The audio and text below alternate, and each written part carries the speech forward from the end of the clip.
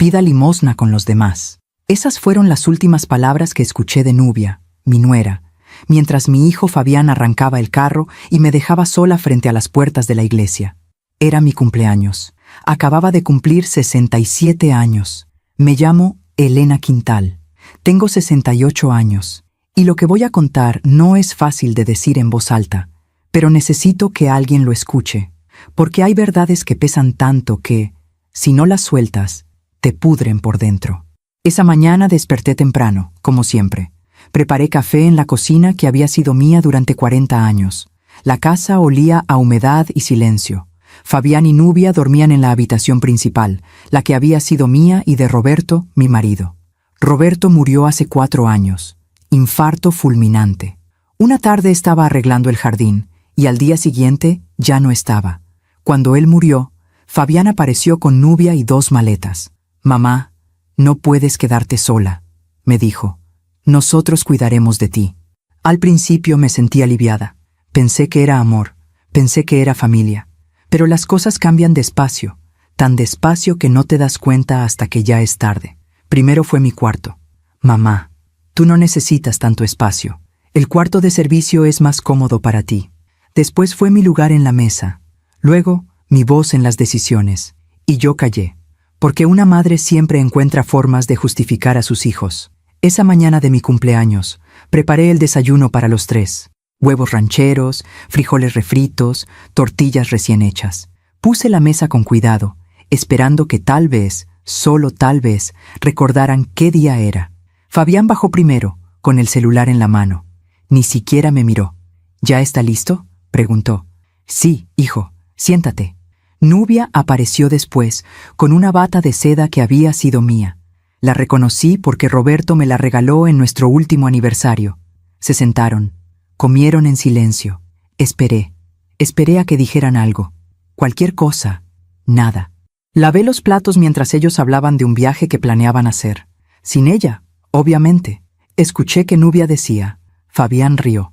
A media mañana, Fabián entró a la cocina con las llaves del carro en la mano. «Mamá, vamos a salir. Necesitamos que vengas con nosotros». Me cambié rápido. Pensé que tal vez me llevarían a algún lugar especial. Tal vez sí recordaban. Subí al carro. Nubia iba adelante, con lentes oscuros. Yo atrás, callada. Atravesamos la ciudad. Vi las calles que conocía de memoria. El mercado donde compraba las verduras. La panadería donde Roberto me compraba pan dulce los domingos. Pero seguimos de largo. Fabián se detuvo frente a la iglesia de San Rafael. Una iglesia vieja, con escalones desgastados y puertas de madera pesada. «Bájate, mamá». «¿Aquí? ¿Por qué?» Nubia se volteó. Tenía esa sonrisa que siempre me hacía sentir pequeña. «Pida limosna con los demás», dijo. «Ya no podemos mantenerla más». Y antes de que pudiera responder, Fabián arrancó. Me quedé parada en la acera, con el vestido que había lavado esa mañana, con las manos vacías y el corazón roto. Había ancianos sentados en los escalones, algunos con latas, otros con cartones. Uno de ellos me miró y movió la cabeza. «Bienvenida», dijo. Y ahí entendí. Mi hijo me había abandonado, el día de mi cumpleaños. Para entender cómo llegué a esa acera, frente a una iglesia, con el corazón partido en 1000 pedazos, necesito llevarlos atrás en el tiempo. Necesito que conozcan a la Elena que fui, la Elena que reía, la Elena que amaba. Conocí a Roberto cuando tenía 22 años. Él tenía 25. Trabajaba en una ferretería del centro, y yo vendía flores en el mercado con mi madre. Un sábado llegó buscando un ramo para su mamá. Escogió claveles blancos. «¿Estos le gustarán?», me preguntó. «Depende», le dije. «¿Qué tipo de mujer es ella?». Se rió. Tenía una risa honesta, de esas que te hacen sentir que el mundo es un lugar seguro. «Es como tú», dijo, «de las que dicen la verdad». Nos casamos 8 meses después, en esa misma iglesia de San Rafael donde 45 años más tarde mi hijo me abandonaría. Qué ironía, ¿verdad? La vida tiene esas vueltas. Roberto no era rico, pero era bueno. Trabajaba duro, llegaba cansado, pero siempre con ganas de platicar conmigo. Nos sentábamos en el patio después de cenar, bajo el árbol de nísperos que él mismo plantó, y hablábamos de todo y de nada. «Algún día esta casa será tuya completa», me decía. «Y cuando yo no esté, quiero que sepas que todo lo que construimos fue para ti, Elena. Para ti. Yo me reía. No digas eso. Vas a vivir 100 años. Pero él me agarraba la mano con fuerza. Prométeme que nunca dejarás que nadie te quite lo que es tuyo. Prométemelo. Yo se lo prometí. Pero no entendí por qué me lo pedía con tanta seriedad. No hasta mucho después. Fabián nació cuando yo tenía 27 años. Fue un parto largo, difícil. Roberto no se movió de mi lado. Cuando escuchamos el primer llanto de nuestro hijo, los dos lloramos. Lo logramos, me dijo Roberto. Ya somos 3. Fabián era un niño tranquilo, callado. No era de los que corrían por la casa o hacían desastres. Prefería quedarse en su cuarto, leyendo o dibujando. Roberto siempre decía que era demasiado serio para su edad.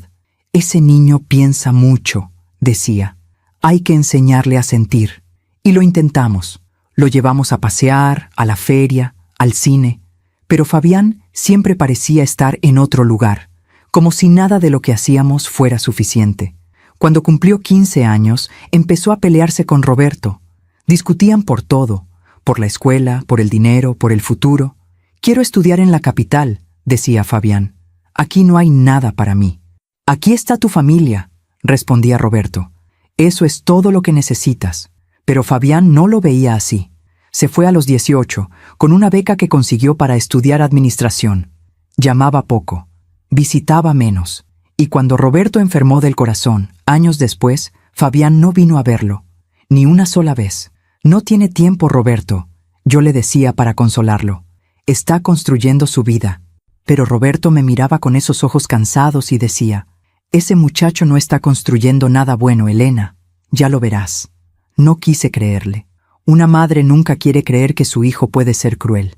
Los últimos años con Roberto fueron los más tranquilos. Ya no trabajaba. Pasábamos las tardes juntos. Él cuidaba su jardín y yo cocinaba sus platillos favoritos. Mole, pozole, tamales de rajas. Eres la mejor cocinera del mundo, me decía. Eres el mejor mentiroso, le respondía yo, y nos reíamos. Una tarde de noviembre, hace 4 años, Roberto estaba podando las plantas del patio. Yo preparaba agua de Jamaica en la cocina. Escuché un golpe seco. Salí corriendo. Estaba tirado junto al árbol de nísperos, con las manos en el pecho, los ojos abiertos, mirando el cielo. Roberto, por favor. Llamé a la ambulancia, llamé a Fabián, llamé a los vecinos, pero ya era tarde. Mi Roberto se fue así, sin avisar, sin despedirse. Me dejó sola en esa casa que habíamos construido juntos. Me dejó con el silencio y con las promesas que no pude cumplir. El funeral fue pequeño. Fabián llegó con Nubia. Era la primera vez que la conocía. Una mujer alta, delgada, con la mirada fría. No lloró, ni siquiera cuando bajaron el ataúd. Después del entierro, Fabián se acercó a mí. Mamá, necesitamos hablar. Fuimos a un café cerca del panteón. Nubia pidió un té. Fabián un café americano. Yo no pedí nada. No tenía hambre. No tenía ganas de nada. Mamá, no puedes quedarte sola en esa casa, dijo Fabián. Es muy grande, es peligroso para ti. Yo nací en esa casa, Fabián. Ahí está toda mi vida. Por eso mismo, necesitas compañía. Nubia y yo nos mudaremos contigo. Te cuidaremos. Miré a Nubia. Ella sonrió, pero era una sonrisa que no llegaba a los ojos. No es necesario, hijo. Yo puedo sola. Mamá, por favor, no me hagas rogar. Y ahí estaba otra vez. Esa culpa que las madres cargamos siempre. Esa voz que dice, si tu hijo te pide algo, tienes que dártelo. Está bien, dije, pero es temporal, solo hasta que yo me acostumbre. Fabián asintió. Nubia tomó un sorbo de su té. Claro, mamá, temporal. Pero yo debí saber que nada en esta vida es temporal. Que cuando abres la puerta de tu casa, a veces dejas entrar cosas que ya no puedes sacar. A veces confiamos demasiado en quien no debemos. ¿Tú también te has decepcionado de alguien que amabas? Cuéntame tu historia en los comentarios, quiero leerte.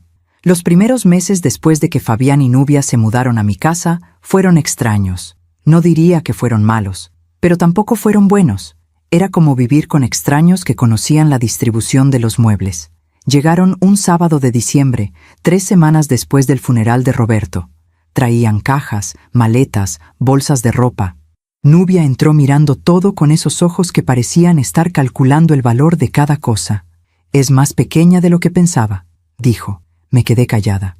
Esa casa tenía 120 metros cuadrados, 3 recámaras, 2 baños, un patio con el árbol de nísperos y el jardín que Roberto cuidó durante años. Para mí era un palacio.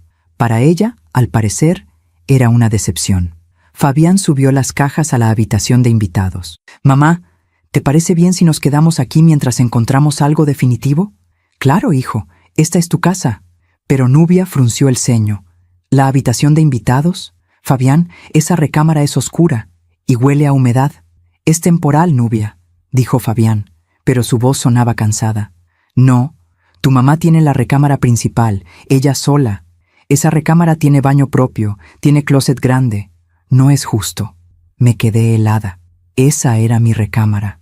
La recámara donde Roberto y yo dormimos durante 40 años, donde nacieron nuestros sueños, donde lloramos nuestras penas, donde envejecimos juntos. «Nubia, esa es la recámara de mi mamá», dijo Fabián, pero su voz no tenía firmeza.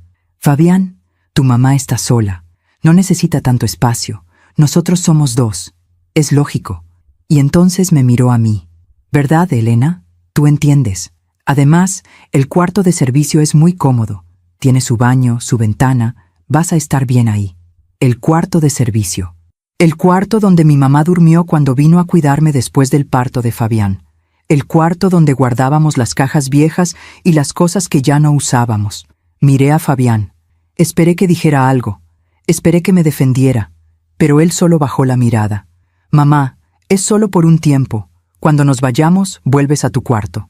Y yo, como siempre, dije que sí. Porque una madre no quiere causar problemas. Porque una madre piensa que si cede, si se hace pequeña, su hijo la va a amar más. Esa misma tarde, moví mis cosas al cuarto de servicio. Mi ropa, mis fotos, el chal que Roberto me regaló en nuestro aniversario número 30, el retrato de bodas que siempre estuvo en mi buró. Nubia entró a la recámara principal con una sonrisa. «Aquí sí se puede respirar», dijo, y cerró la puerta. Los días siguientes fueron cambiando poco a poco. Al principio eran detalles pequeños. Nubia movió los muebles de la sala. Dijo que estaban anticuados. Colgó cuadros nuevos, modernos, que a mí no me gustaban, pero que no me atreví a criticar. «Es para darle vida a la casa, Elena», decía. «No te ofendas, pero esto parecía museo». Después vino la cocina. Mi cocina. Un día llegué y vi que había tirado mis ollas viejas, las de peltre, las que mi mamá me heredó, las que usé para cocinarle a Roberto durante 40 años. «¿Dónde están mis ollas?», pregunté. «Las tiré», dijo Nubia, como si nada. «Estaban todas quemadas. Te compré unas nuevas. De teflón. Son mejores. Esas ollas eran de mi mamá. Pues tu mamá ya no las necesita». «¿O sí?». Me dio la espalda y siguió cocinando. Algo que olía raro. Algo que no era lo que yo cocinaba.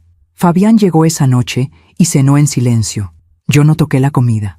Me fui a mi cuarto, al cuarto de servicio, y lloré. Lloré por las ollas. Lloré por la recámara. Lloré por Roberto, que ya no estaba ahí para decirme que todo iba a estar bien. Pero lo peor no eran las cosas. Lo peor era la forma en que Fabián empezó a tratarme. Antes, cuando venía de visita, me abrazaba. Me preguntaba cómo estaba. Me escuchaba. Pero ahora vivía conmigo y ya no me veía. Llegaba del trabajo. Se encerraba en la recámara con Nubia y solo salía para cenar. No hablábamos. No nos mirábamos. Yo me convertí en la sombra de mi propia casa. Una tarde, mientras lavaba los platos, escuché que Nubia le decía a Fabián: «No sé cuánto tiempo más voy a aguantar esto. Tu mamá está aquí todo el día. No tenemos privacidad. No tenemos espacio». «Ya sé, Nubia, pero dame tiempo. No puedo echarla. No te estoy diciendo que la eches, pero tiene que entender que esta casa ahora es nuestra. Ella es la invitada». Me sequé las manos despacio. Salí de la cocina sin hacer ruido. Me fui a mi cuarto y me senté en la cama. «Esta casa ahora es nuestra. Ella es la invitada». Esas palabras se me clavaron como agujas. Pasaron los meses. Fabián y Nubia no buscaron otra casa. No hablaron de irse. Y yo no pregunté, porque tenía miedo de la respuesta. En marzo, un año después de la muerte de Roberto, Nubia empezó a invitar gente a la casa. Amigas suyas, elegantes, perfumadas, que me miraban con lástima. «¿Ella es tu suegra?». Escuché que una le preguntaba. Sí, respondió Nubia. Pobrecita, está muy sola, por eso vive con nosotros. Pobrecita, como si yo fuera una carga, como si ellos me estuvieran haciendo un favor. Pero yo seguía cocinando, seguía limpiando, seguía lavando su ropa, porque pensé que si me hacía útil, si no causaba problemas, me dejarían quedarme. En mi propia casa. Qué triste, ¿verdad? Pedir permiso para existir en el lugar donde naciste, donde te casaste, donde creciste. Un día de abril, Fabián llegó con un sobre manila. Lo dejó en la mesa de la sala y me llamó. Mamá, siéntate, tenemos que hablar. Nubia estaba a su lado, con los brazos cruzados. Me senté. El corazón me latía rápido. ¿Qué pasa, hijo? Fabián abrió el sobre. Sacó unos papeles. Mamá, esto es por tu bien. Nubia y yo hemos estado pensando y creemos que lo mejor es que firmes estos documentos. ¿Qué documentos? Es un poder notarial, para que yo pueda manejar la casa, los gastos, los servicios, todo. Así tú no te preocupas por nada. Miré los papeles. Había palabras que no entendía, cláusulas legales, firmas. ¿Por qué necesitas eso, Fabián? Porque ya estás grande, mamá. Y estas cosas son complicadas. Yo me encargo. Tú solo tienes que firmar. Algo dentro de mí gritó que no. Algo me dijo que si firmaba esos papeles, perdería lo último que me quedaba. Pero miré a mi hijo, a Fabián, al niño que cargué en brazos, al que le canté canciones de cuna, al que abracé cuando tuvo pesadillas, y quise creer que él no me haría daño. Déjame leerlos primero, dije. Nubia suspiró, molesta. Elena, no seas difícil. Es solo un trámite. Quiero leerlos. Fabián recogió los papeles. Está bien, léelos. Pero necesito que los firmes esta semana. Se fueron a su recámara, la que había sido mía. Yo me quedé sentada en la sala con las manos temblando.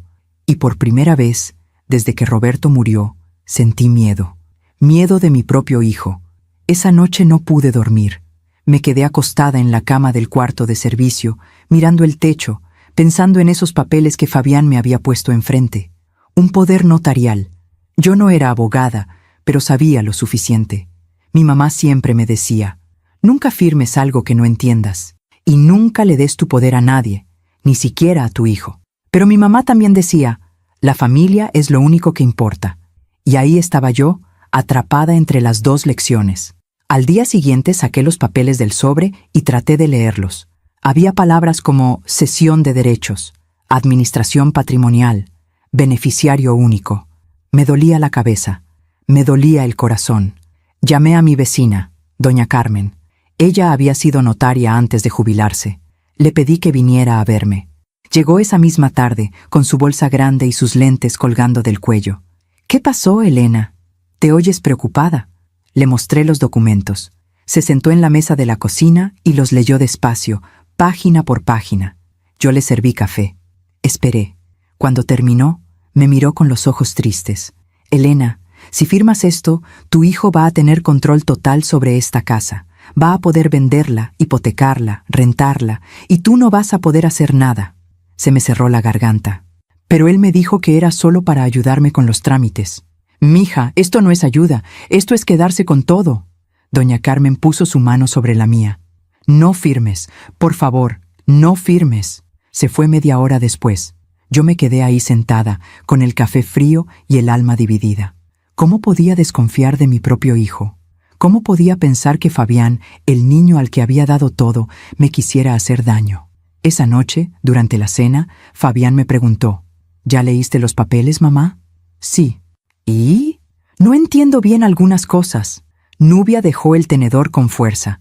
Por Dios, Elena, ¿qué es lo que no entiendes? Fabián solo quiere ayudarte, pero si tú vas a poner trabas, entonces mejor olvídalo. No estoy poniendo trabas, solo quiero estar segura. ¿Segura de qué?, preguntó Fabián, y había algo en su voz que nunca había escuchado antes. Algo frío. Segura de que no voy a perder mi casa. Se hizo un silencio pesado. Nubia se levantó de la mesa. Increíble. Después de todo lo que hemos hecho por ti, dejamos nuestra vida para venir a cuidarte, y así nos pagas, con desconfianza. Nubia, no es eso. Sí es eso, Elena, pero está bien. Nosotros sabemos lo que valemos. Se fue a la recámara. Fabián se quedó un momento mirándome. Mamá, me decepcionas. Y se fue también. Me quedé sola en la cocina, con el nudo en la garganta y las lágrimas quemándome los ojos. ¿Y saben qué fue lo peor? Que al día siguiente fui yo la que les pedí perdón. Toqué la puerta de la recámara. Nubia la abrió con cara de fastidio. ¿Qué quieres? Disculpa, Nubia. Disculpa, hijo. No quise ofenderlos. Yo voy a firmar. Fabián apareció detrás de ella. ¿En serio? Sí, tienen razón. Ustedes solo quieren ayudarme. Y yo estoy siendo tonta. Nubia sonrió. Pero no fue una sonrisa de alivio. Fue una sonrisa de triunfo. 2 días después fuimos al notario. Un hombre mayor, con bigote blanco, que me hizo leer el documento en voz alta antes de firmarlo. ¿Está segura de lo que está haciendo, señora?, me preguntó. Miré a Fabián. Él asintió. Sí, estoy segura. Firmé. Y en ese momento, aunque no lo sabía, firmé mi propia condena. Los meses siguientes fueron peores. Fabián empezó a llegar tarde, a veces oliendo a alcohol. Nubia salía con sus amigas y volvía con bolsas de ropa cara, de tiendas donde yo nunca había entrado. ¿De dónde sacan dinero para eso?, le pregunté un día a Fabián. Eso no te importa, mamá. Pero sí me importaba. Porque empecé a notar que las facturas de la luz, del agua, del gas, ya no llegaban a mi nombre, llegaban al nombre de Fabián. Y cuando quise pagar los servicios, me dijeron que ya no podía, que yo ya no era la titular. Un sábado de junio, mientras limpiaba la sala, encontré un papel en el cesto de basura. Era un estado de cuenta, del banco donde Roberto y yo teníamos nuestros ahorros. La cuenta estaba casi vacía. Roberto había dejado 150,000 pesos, dinero que ahorramos durante años, dinero para emergencias, para mi vejez, y ahora quedaban menos de 10,000. Sentí que el piso se movía debajo de mis pies. Busqué a Fabián. Estaba en el patio, hablando por teléfono. Fabián, necesito hablar contigo. Ahora no, mamá. Es importante. Colgó el teléfono. Me miró con fastidio. ¿Qué pasa? Le mostré el papel. ¿Qué pasó con el dinero de la cuenta? Ah, eso. Lo usé para pagar deudas. ¿Qué deudas? Mías, deudas mías. Pero ese dinero era mío. Era de tu papá y mío. Mamá, ¿ya olvidaste? Me diste poder sobre todo. Yo decido qué hacer con el dinero. Y lo necesitaba. Pero no me preguntaste. No tengo que preguntarte. Y se fue. Yo me quedé parada en el patio, bajo el árbol de nísperos que Roberto plantó, con el papel arrugado en la mano.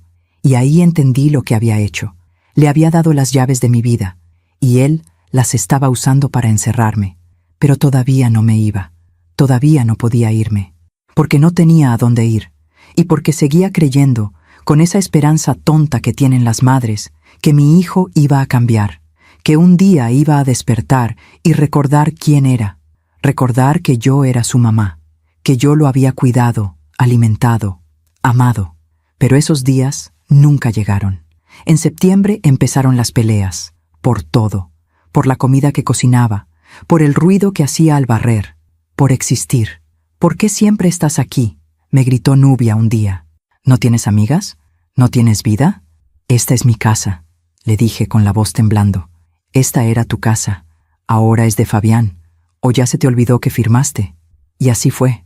Poco a poco me fui haciendo invisible. Dejé de cocinar porque todo lo que hacía les molestaba. Dejé de limpiar porque Nubia contrató a una muchacha para eso. Dejé de hablar porque ya nadie me escuchaba. Me convertí en un fantasma en mi propia casa. En octubre, Fabián me dijo que ya no cenara con ellos. Es que Nubia y yo necesitamos tiempo a solas. Entonces, ¿dónde voy a cenar? En tu cuarto. Te llevo un plato. Y así fue. Empecé a comer sola, en el cuarto de servicio, con la puerta cerrada. A veces escuchaba sus risas desde la sala. Escuchaba música, conversaciones, vida. Y yo estaba del otro lado de la pared, muerta en vida. Mientras cuento todo esto, pienso en dónde estarás escuchándome. Escribe el nombre de tu ciudad en los comentarios. Una noche de noviembre, un año después de la muerte de Roberto, me desperté con sed. Salí del cuarto para ir a la cocina, y los escuché. Estaban en la sala, hablaban en voz baja, pero la casa era pequeña y las paredes delgadas. Ya no aguanto más, decía Nubia. Quiero que se vaya. Ya sé, yo también, pero no puedo echarla así como así. ¿Por qué no? La casa ya es tuya, ella no tiene nada, no puede hacer nada. Lo sé, Pero es mi mamá. Tu mamá es una carga, Fabián. Está vieja, está sola, no sirve para nada. ¿Cuánto tiempo más vamos a tenerla aquí? Hubo un silencio, y entonces escuché la voz de mi hijo, mi único hijo. Tienes razón, ya es hora. Voy a pensar en algo. Me quedé helada en el pasillo. Volví a mi cuarto sin hacer ruido. Me acosté, y lloré hasta que me quedé dormida, porque ahí entendí que lo había perdido, que el niño que cargué en brazos, el que abracé cuando tuvo fiebre, el que consolé cuando se cayó de la bicicleta, ya no existía. Y en su lugar había un extraño que quería deshacerse de mí.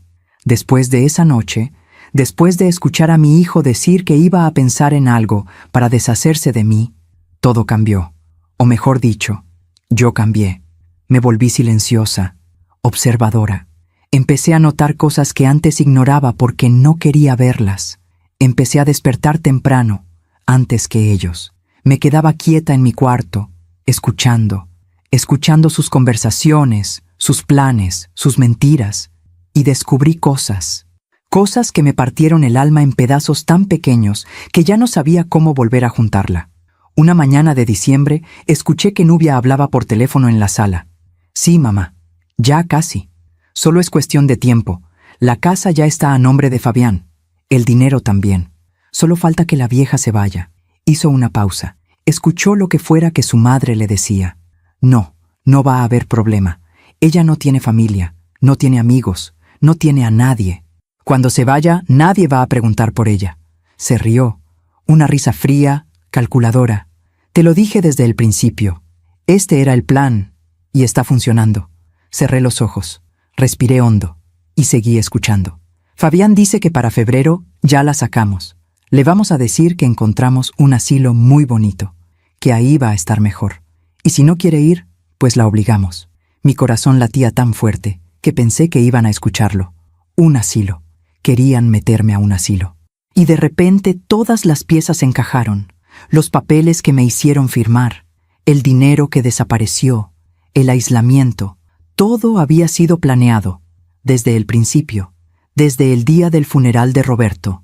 Esa misma tarde, mientras Fabián estaba en el trabajo y Nubia había salido con sus amigas, busqué entre los papeles que guardaban en el estudio que había sido de Roberto, donde él guardaba los documentos importantes, las escrituras de la casa, los recibos, todo. Ahora era la oficina de Fabián, y yo tenía prohibido entrar, pero entré. Abrí los cajones con manos temblorosas. Encontré facturas, recibos de tarjetas de crédito, estados de cuenta. Y entonces vi algo que me heló la sangre. Un folleto de un asilo llamado Jardines del Atardecer. Tenía fotos de ancianos sentados en sillas de ruedas, mirando la nada, cuartos pequeños, grises, sin vida. Y en el folleto, con la letra de Fabián, había una nota. Opción 1. Cuarto compartido. 3,000 pesos al mes. Mamá no se va a quejar. 3,000 pesos al mes. El cuarto más barato. El más triste. Y abajo, con otra letra, la de Nubia. Perfecto. Con lo que queda de su pensión alcanza. Y nosotros nos ahorramos sus gastos. Se me cayó el folleto de las manos. Así que ese era el plan. Meterme en el asilo más barato que pudieran encontrar. Pagar con mi propia pensión. Y quedarse con la casa, con el dinero, con todo. Y yo iba a terminar mis días en un cuarto compartido, oliendo a orines y desinfectante, esperando la muerte. Salí del estudio, cerré la puerta despacio, volví a mi cuarto, y por primera vez en meses sentí algo más fuerte que la tristeza. Sentí rabia, pero todavía no sabía qué hacer con ella. Los días siguientes los pasé como en una niebla. Seguía cocinando cuando me lo pedían, seguía limpiando, seguía siendo invisible, pero por dentro algo había cambiado. Por dentro empezaba a despertar. Una tarde, a finales de diciembre, llegó una carta. La vi en el buzón cuando salí a barrer el patio. Era del banco. La abrí con cuidado. Era un estado de cuenta. De una cuenta que no conocía. Una cuenta a nombre de Fabián. Y tenía 200,000 pesos. 200,000 pesos. ¿De dónde había sacado ese dinero? Revisé las transacciones. Había un depósito grande de 150,000 pesos, hecho en junio. el mes en que descubrí que nuestra cuenta estaba vacía, y después, depósitos más pequeños, transferencias, pagos, y entonces vi algo que me hizo temblar. Una transferencia de 50,000 pesos, con un concepto que decía: adelanto venta propiedad calle Nisperos 47. Calle Nisperos 47. Mi casa. Habían vendido mi casa, o al menos habían recibido un adelanto, y yo no sabía nada. Doblé el papel, lo guardé, y esperé.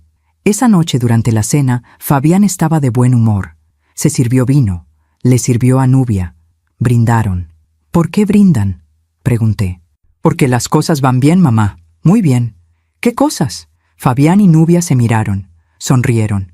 Nubia y yo vamos a mudarnos pronto. Compramos un departamento en la ciudad, más grande, más moderno.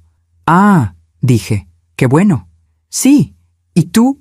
Tú vas a estar muy bien, mamá. Ya lo verás. No pregunté más, porque sabía que si preguntaba, iban a mentir. Preferí seguir investigando por mi cuenta. Al día siguiente, mientras ellos dormían, salí de la casa. Caminé hasta el centro. Fui al registro público. Quiero saber si una propiedad está en venta, le dije a la señorita que me atendió. ¿Dirección? Calle Nisperos 47. Buscó en su computadora. Tardó unos minutos. Sí, hay una operación en proceso. Escrituración pendiente. El propietario actual es el señor Fabián Quintal Mendoza.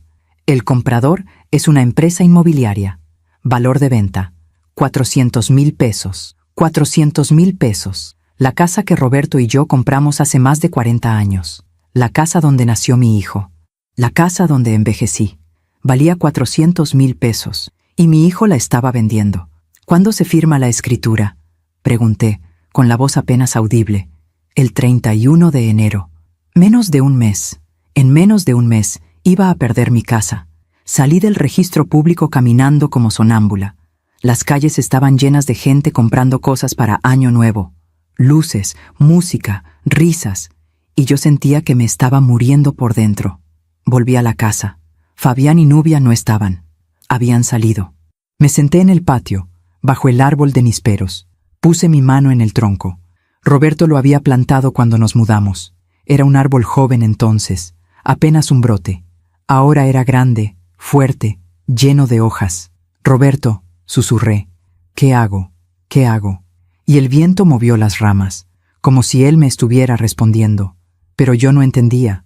Todavía no entendía. Los últimos días de diciembre fueron extraños. Fabián y Nubia empezaron a empacar cosas. Cajas, ropa, muebles. ¿Ya se van?, pregunté. Pronto, mamá, muy pronto. ¿Y yo? Fabián me miró. Había algo en sus ojos que no pude descifrar.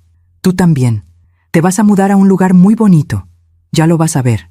El 24 de diciembre, Nochebuena, cenamos en silencio. Yo preparé pozole, tamales, ponche. Nadie me ayudó. Nadie me agradeció. Comieron rápido y se fueron a su cuarto.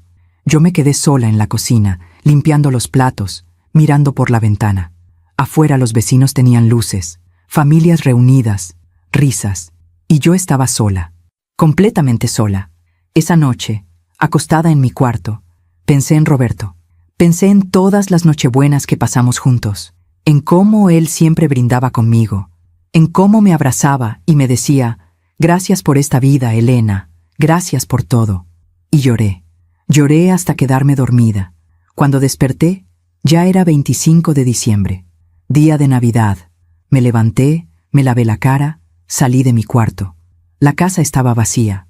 Fabián y Nubia se habían ido, sin avisar, sin despedirse. Sobre la mesa de la sala había una nota. La abrí con manos temblorosas. Mamá, nos fuimos a pasar Navidad con la familia de Nubia. Volvemos en 2 días. Hay comida en el refrigerador. Cuídate, cuídate. Como si yo fuera una mascota, como si yo fuera nada.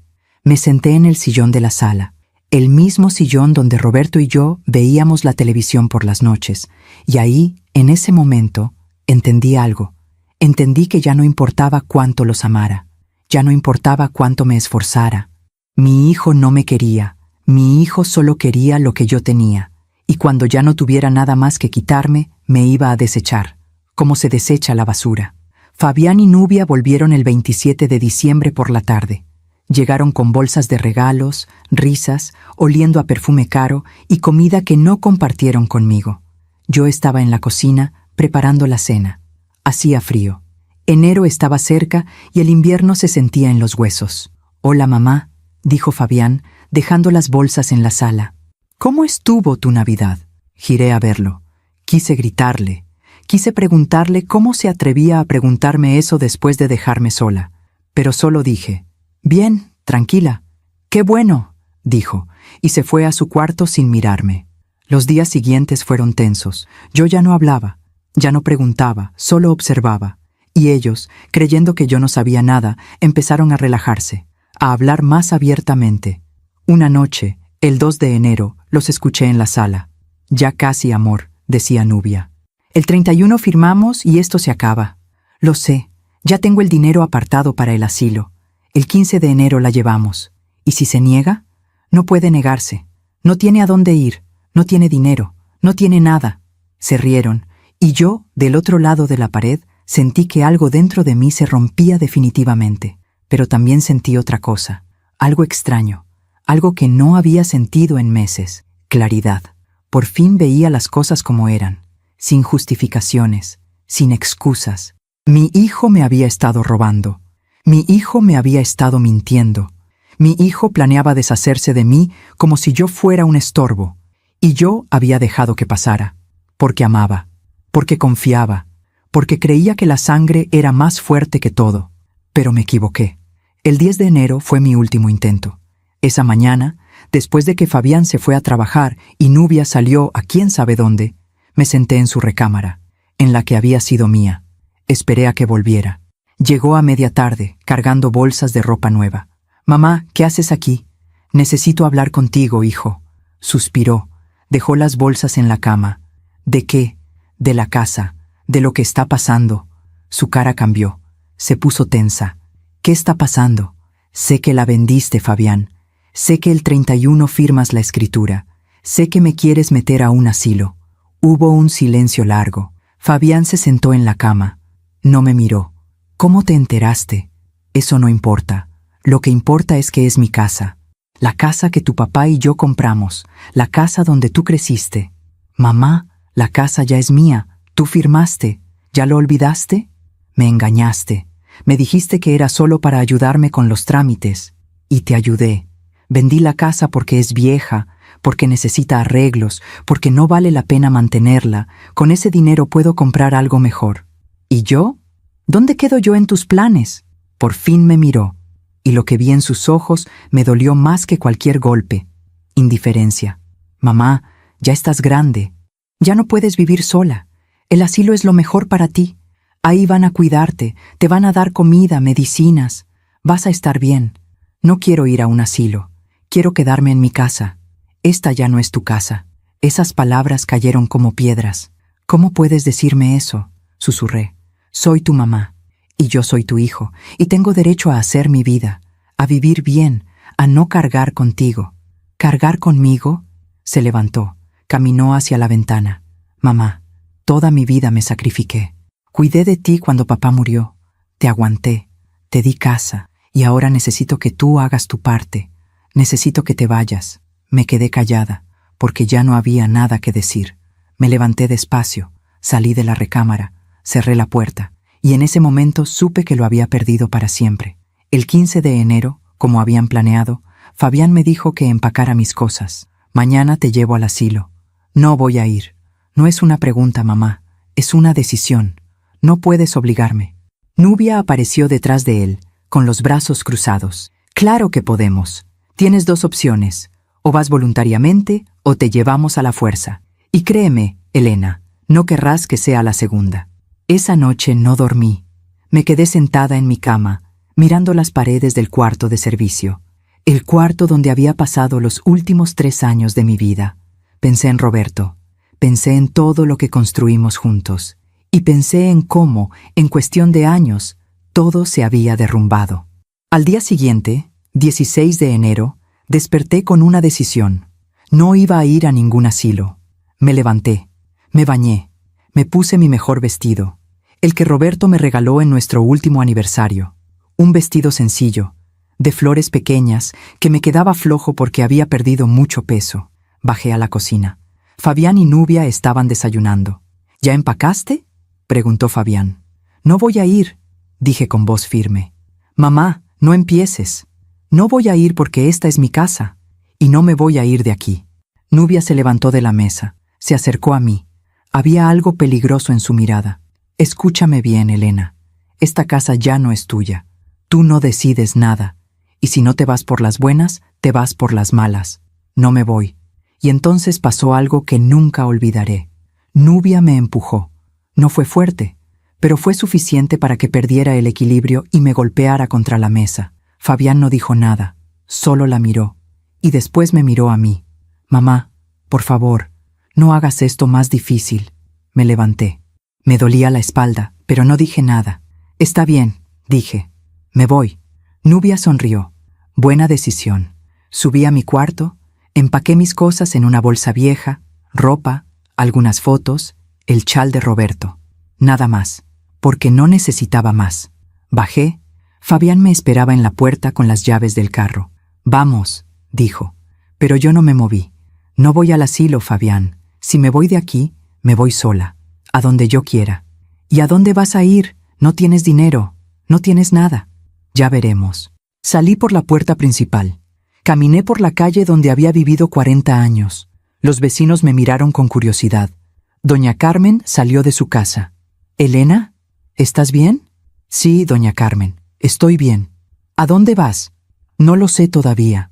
Me abrazó, y en ese abrazo sentí más amor del que había sentido en años en mi propia casa. Caminé durante horas. No supe a dónde ir. Terminé en la plaza del centro. Me senté en una banca. Vi pasar la gente. Familias, parejas, niños corriendo. Y yo ahí, sola, con 66 años, sin casa, sin dinero, sin nada, pero todavía con dignidad. Esa noche dormí en la banca. Hacía frío. Me envolví en mi chal, cerré los ojos y pensé en Roberto. Te fallé, le dije al viento. No pude proteger lo que construimos, y el viento me respondió con silencio. Los días siguientes fueron los más oscuros de mi vida. Caminaba por las calles buscando trabajo, pero nadie contrata a una mujer de mi edad. Pedí ayuda en las iglesias. Me dieron comida, un lugar para bañarme, pero no podía quedarme. Y así pasaron 2 semanas. 2 semanas durmiendo en bancas, en portales, comiendo lo que me daban. 2 semanas sintiéndome menos que humana, hasta que llegó mi cumpleaños, el 31 de enero, el día que cumplí 67 años. Esa mañana desperté tiritando en la banca de una plaza cerca de la iglesia de San Rafael. Mi cuerpo dolía, tenía hambre, tenía frío. Y en ese momento, como si el universo quisiera burlarse de mí, apareció el carro de Fabián. Se estacionó a unos metros de donde yo estaba. Salieron él y Nubia. Venían del banco. Venían de firmar la escritura. Me vieron. Nubia le dijo algo a Fabián. Él negó con la cabeza, pero ella insistió. Y entonces se acercaron.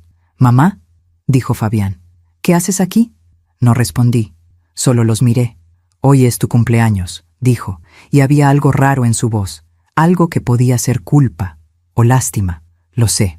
¿Quieres que te llevemos a algún lado?» Nubia lo jaló del brazo. «Fabián, no, ya hiciste suficiente. Es mi mamá. Y ya no es tu problema. Aún me pregunto si hice lo correcto. ¿Y tú? ¿Qué habrías hecho en mi lugar?» Fabián me miró una última vez.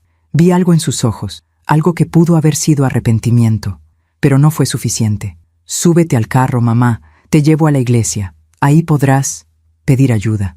Subí, porque no tenía fuerzas para discutir, porque ya todo me daba igual.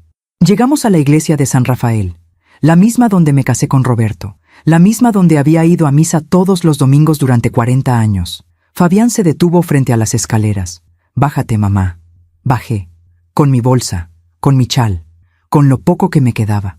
Y entonces Nubia bajó la ventana. Se rió, una risa fría, victoriosa. «Pida limosna con los demás», dijo. Y Fabián arrancó. Me quedé ahí parada, viendo cómo el carro se alejaba, viendo cómo mi hijo me abandonaba. El día de mi cumpleaños, me quedé parada frente a las escaleras de la iglesia de San Rafael durante no sé cuánto tiempo. El sol empezaba a bajar. La tarde se volvía fría, y yo seguía ahí, con mi bolsa en la mano, tratando de entender qué acababa de pasar. Mi hijo me había abandonado, en mi cumpleaños. Había ancianos sentados en los escalones, los mismos que había visto ese primer día, hace 2 semanas, cuando Fabián me dejó aquí por primera vez. Pero esta vez era diferente. Esta vez sabía que no era temporal. Esta vez sabía que no había vuelta atrás. Un hombre mayor, con barba gris y ojos cansados, me hizo un gesto. «Siéntate, señora. Aquí hay lugar». Me senté a su lado. Puse mi bolsa entre mis piernas. Miré la calle. «¿Primera vez?», preguntó el hombre. «No», dije. «Ya estuve aquí. Pero ahora es diferente». «Siempre es diferente», dijo, «hasta que dejas de sentir. Entonces, todo es igual». Pasamos la tarde en silencio. Algunos que pasaban daban monedas. Yo no pedía, no podía. Todavía tenía algo de orgullo, aunque ya no sabía para qué me servía. Cuando oscureció, el hombre me dijo: «Hay un albergue a 3 cuadras, dan cena y cama, pero hay que llegar temprano porque se llena». «Gracias». «De nada, y feliz cumpleaños». Me miró con tristeza, como si supiera. Fui al albergue. Era un edificio viejo, con paredes descascaradas y olor a humedad. Había una fila de gente esperando entrar. Ancianos, madres con niños, hombres con miradas vacías. Me formé. Esperé. Cuando llegó mi turno, una mujer con delantal me preguntó: «¿Nombre?». «Elena. Elena Quintal. ¿Tienes identificación?». Busqué en mi bolsa. Saqué mi credencial, la que había sacado hacía 5 años, cuando Roberto todavía vivía. En la foto se veía una mujer diferente, una mujer que sonreía. La mujer la revisó y me dejó pasar. Adentro había mesas largas, sillas de plástico, gente comiendo en silencio. Me dieron un plato de sopa y un pedazo de pan. Me senté en una esquina. La sopa estaba tibia, el pan duro, pero era comida, y hacía días que no comía algo caliente. Esa noche dormí en un catre, entre 20 mujeres más. Algunas roncaban, otras lloraban en silencio. Yo me quedé despierta, mirando el techo, pensando en todo lo que había perdido. Mi casa, mi dinero, mi hijo, todo. Pero al día siguiente, 1 de febrero, algo cambió. Desperté con una certeza extraña, una claridad que no había sentido en meses. Ya no iba a seguir esperando que las cosas mejoraran. Ya no iba a seguir esperando que Fabián volviera por mí, que se arrepintiera, que me pidiera perdón. Eso no iba a pasar, y yo tenía que sobrevivir. Salí del albergue temprano. Caminé por el centro buscando trabajo, cualquier cosa. Limpiar, cocinar, lavar ropa. Pero en cada lugar me decían lo mismo. «Lo siento, señora, no contratamos personas mayores. Ya tenemos personal. Venga otro día». Mentiras amables, rechazos educados. Pasaron 3 días. 3 días en los que dormí en el albergue, comí lo que me daban y busqué trabajo sin encontrar nada. Hasta que el 4 de febrero, agotada y desesperada, terminé haciendo algo que nunca pensé que haría. Terminé en un basurero. Había escuchado a otras mujeres en el albergue hablar de eso, de cómo podías encontrar cosas útiles en la basura. Botellas de plástico, latas, cartón. Cosas que podías vender por unos pesos. Así que fui. Era un terreno grande, a las afueras de la ciudad. Montañas de basura, olor insoportable, moscas, perros callejeros, gente escarbando entre los desechos. Me quedé parada en la entrada mirando, y pensé: esto es lo que soy ahora, una mujer de 67 años, buscando sobras en la basura. Pero entré, porque tenía hambre, porque necesitaba dinero, porque ya no me quedaba orgullo. Busqué entre las bolsas, encontré botellas, latas, un suéter que todavía servía. Los metí en mi bolsa. Había otras personas haciendo lo mismo. Algunos me miraban con lástima, otros con indiferencia, y entonces escuché una voz detrás de mí. «¿Señora Elena?». Me volteé. Era un hombre joven, vestido con ropa sucia, con la cara marcada por el sol. «¿Cómo sabe mi nombre?», pregunté asustada. Yo trabajé con su esposo, hace años, en la ferretería del centro. Lo miré bien. No lo reconocía. «Roberto Quintal, ¿verdad? Él me ayudó mucho cuando mi papá estaba enfermo. Me consiguió trabajo, me prestó dinero. Era un buen hombre». Se me llenaron los ojos de lágrimas. Sí, era un buen hombre. ¿Qué hace usted aquí, señora? No supe qué responder. ¿Qué le iba a decir? ¿Que mi hijo me robó todo y me abandonó? Pasaron cosas, dije simplemente. El joven asintió. No preguntó más. Si necesita ayuda, señora, aquí todos nos cuidamos. Esto es duro, pero se puede sobrevivir. Me enseñó cómo separar la basura, qué era valioso, dónde venderlo. Y al final del día, con las botellas y latas que junté, gané 20 pesos. 20 pesos. Con eso compré un pan y una botella de agua. Y así pasó una semana. 7 días escarbando basura, durmiendo en el albergue, sobreviviendo. Me convertí en invisible, en una más de tantas mujeres mayores que la ciudad olvidó. Pero entonces, el 11 de febrero, algo pasó. Ese día llegué tarde al basurero. Ya no quedaba mucho que recoger. Estaba agachada, buscando entre una pila de bolsas rotas, cuando escuché pasos detrás de mí. Me volteé, y ahí estaba, un hombre, alto, con traje gris, corbata, zapatos brillantes, completamente fuera de lugar en ese basurero. Me miraba con atención, como si me estuviera buscando. «¿Señora Elena Quintal?», preguntó. Me quedé helada. ¿Cómo sabía mi nombre? ¿Quién era? «¿Quién pregunta?», dije, con voz temblorosa. El hombre sacó un sobre de su maletín. «Soy el licenciado Ernesto Mora, abogado. Llevo semanas buscándola». «¿Por qué?». «Porque su esposo, el señor Roberto Quintal, dejó un testamento, y usted es la beneficiaria». El corazón me dio un vuelco. «¿Un testamento?». «Sí, señora. Pero hay una condición que su esposo dejó muy clara». Me temblaban las piernas. El abogado me ofreció su mano. «¿Podemos hablar en otro lugar? Esto es importante». Miré a mi alrededor. Las montañas de basura, la gente escarbando, el olor, y ese hombre de traje ofreciéndome respuestas. «Sí», dije. «Podemos hablar». Salimos del basurero. Caminamos hasta una cafetería cercana. El abogado me compró un café y un sándwich. Yo no había comido algo así en semanas. Comí despacio mientras él me observaba con expresión seria. Cuando terminé, abrió su maletín. Sacó un folder con documentos. «Señora Elena, su esposo vino a mi despacho hace 5 años, poco antes de morir. Me pidió que hiciera un testamento muy específico. ¿Por qué no me dijo nada? Porque él sabía algo que usted no quería ver. Sabía que su hijo no era de confiar». Esas palabras me dolieron, pero eran ciertas. En este testamento, el señor Roberto le deja todo a usted. La casa, el dinero que tenía guardado, todo, pero con una condición. ¿Qué condición? El abogado me miró fijamente. Que usted saque a su hijo y a su nuera de la casa, que los ponga en la calle, tal como ellos hicieron con usted. Me quedé sin aire. ¿Qué? Señora, su esposo lo escribió textualmente. Si mi hijo Fabián alguna vez intenta quitarle algo a Elena, si alguna vez la lastima, ella debe sacarlo de la casa. Sin piedad, sin culpa, porque él no merece nada de lo que construimos. Las lágrimas empezaron a caer. Pero Fabián vendió la casa, ya firmó, ya no es mía. El abogado sonrió, y fue una sonrisa extraña, como de triunfo. Ahí está el detalle, señora. Esa venta es ilegal. ¿Cómo? Porque su hijo la hizo firmar un poder notarial con engaños, y porque el testamento de su esposo está registrado ante notario público. Tiene más peso legal que cualquier documento que su hijo haya falsificado. Sacó más papeles. Yo puedo anular esa venta, puedo recuperar su casa, puedo hacer que su hijo devuelva el dinero que les robó, pero necesito su autorización. Me quedé callada, mirando esos papeles, mirando la cara del abogado. «¿Por qué hasta ahora?», pregunté. «¿Por qué no vino antes?». «Porque el testamento tiene una cláusula. Solo entra en vigor si su hijo comete un acto grave contra usted. Abandono, despojo, maltrato, y yo necesitaba pruebas». «¿Pruebas?». «Sí, y las conseguí. Tengo testigos que vieron cómo la dejaron en la iglesia. Tengo los documentos de la venta fraudulenta. Tengo los estados de cuenta que muestran el robo. Tengo todo lo que necesito para ganar este caso».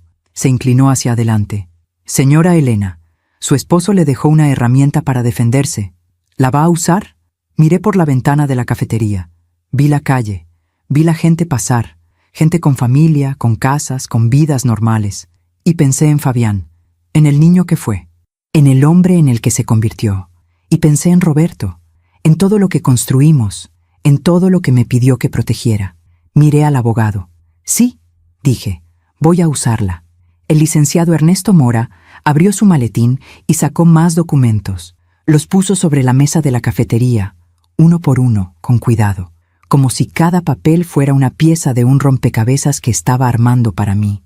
Señora Elena, antes de que tome cualquier decisión, necesito que entienda exactamente qué es lo que su esposo dejó. Me limpié las lágrimas con la manga del suéter que había encontrado en la basura. Asentí.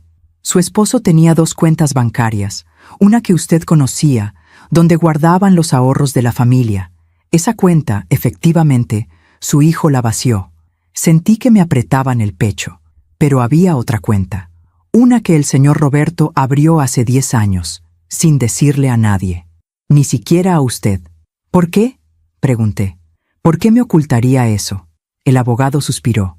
Porque él sabía que usted era demasiado buena, demasiado confiada, y temía que, si algo le pasaba, su hijo se aprovecharía.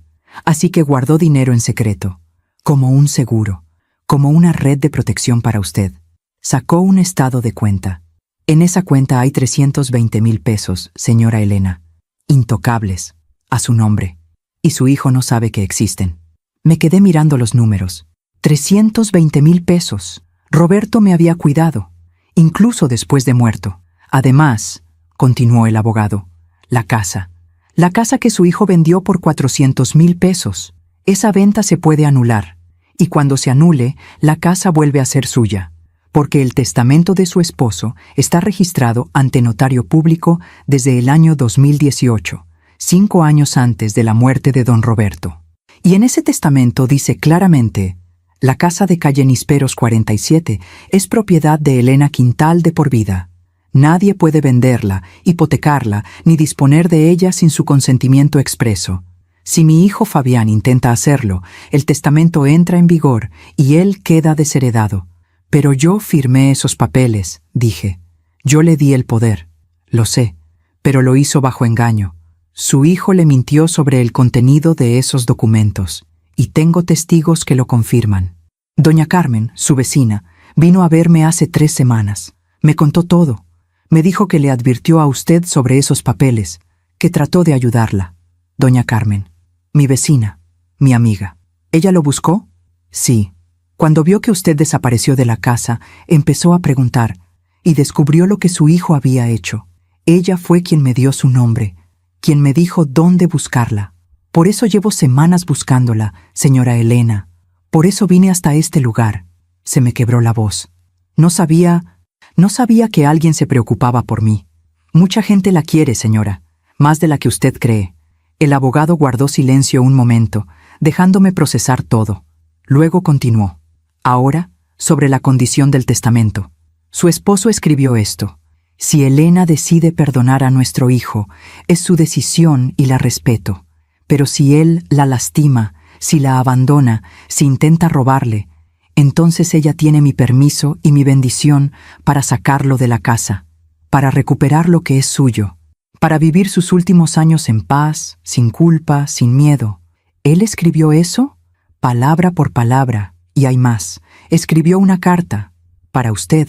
Me pidió que se la entregara si esto pasaba. Del folder sacó un sobre amarillento, cerrado, con mi nombre escrito con la letra de Roberto, para Elena. Solo si llegó el día que temí. Me temblaron las manos al recibirlo. ¿Puedo leerlo ahora? Claro, tómese su tiempo. Abrí el sobre con cuidado. Adentro había 2 páginas escritas a mano.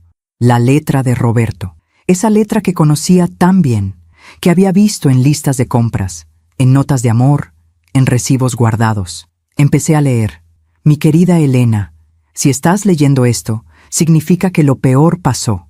Significa que yo ya no estoy, y que nuestro hijo te hizo daño. Y no sabes cuánto me duele escribir esto, porque una parte de mí todavía quiere creer que me equivoco, que Fabián va a cambiar, que va a ser el hombre que yo quería que fuera. Pero en el fondo, yo siempre supe. Supe desde que era niño que había algo en él que no estaba bien, algo frío, algo calculador. Lo vi en sus ojos cuando le negábamos algo. Lo vi en la forma en que trataba a otros niños. Lo vi en la manera en que solo nos buscaba cuando necesitaba algo. Y traté de cambiarlo, Elena. Lo intenté. Pero tú sabes que hay cosas que no se pueden cambiar. Hay personas que nacen con el corazón cerrado, y no importa cuánto amor les des, nunca aprenden a darlo de vuelta. Te escribo esto porque te conozco. Sé que cuando yo no esté, vas a tratar de justificarlo. Vas a decir, es mi hijo, es mi sangre, tengo que perdonarlo. Vas a cargarte toda la culpa, como siempre haces. Pero escúchame bien, mi amor, tú no tienes la culpa de nada. Fuiste la mejor madre que alguien podría tener. Le diste todo. Y si él escogió ser egoísta, cruel, ingrato, esa es su decisión, no la tuya. Así que te doy permiso, Elena. Permiso para defenderte. Permiso para sacarlo de tu vida si te lastima. Permiso para vivir en paz. Yo guardé dinero para ti. Lo hice en secreto porque sabía que si tú lo sabías, ibas a querer compartirlo con él. Y él no se lo merece. Ese dinero es para ti, para que vivas sin miedo, para que compres tus medicinas, para que comas bien, para que viajes si quieres, para que seas feliz. Y la casa, nuestra casa, la casa donde envejecimos juntos, esa casa es tuya. No dejes que nadie te la quite.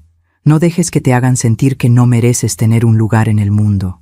Si Fabián te abandonó, si te robó, si te lastimó, entonces usa este testamento, sácalo, recupera lo que es tuyo, y vive, Elena, vive sin culpa, porque yo te lo pido, porque te amo, porque después de 40 años juntos, lo único que quiero es que seas feliz. No llores por mí, mi amor, yo ya tuve mi vida, y fue hermosa porque la viví contigo. Ahora te toca a ti. Sé fuerte, sé valiente, y recuerda que siempre, siempre voy a estar cuidándote. Tuyo por siempre, Roberto. Terminé de leer con la cara empapada de lágrimas. El papel temblaba en mis manos. El abogado me pasó una servilleta en silencio. Me limpié la cara. Respiré hondo. Y sentí algo que no había sentido en meses. Sentí que Roberto seguía a mi lado. ¿Qué tengo que hacer?, pregunté con voz firme. El licenciado Mora sonrió, pero fue una sonrisa triste. Primero, vamos a anular la venta de la casa. Voy a presentar una demanda por fraude y despojo, con el testamento, con los testimonios de doña Carmen y otros vecinos, y con los documentos que muestran el engaño, vamos a ganar. ¿Cuánto tiempo toma eso? 1 mes, tal vez 2, pero podemos pedir una suspensión inmediata. Eso significa que su hijo no puede vender, no puede escriturar, no puede hacer nada con la casa hasta que termine el juicio.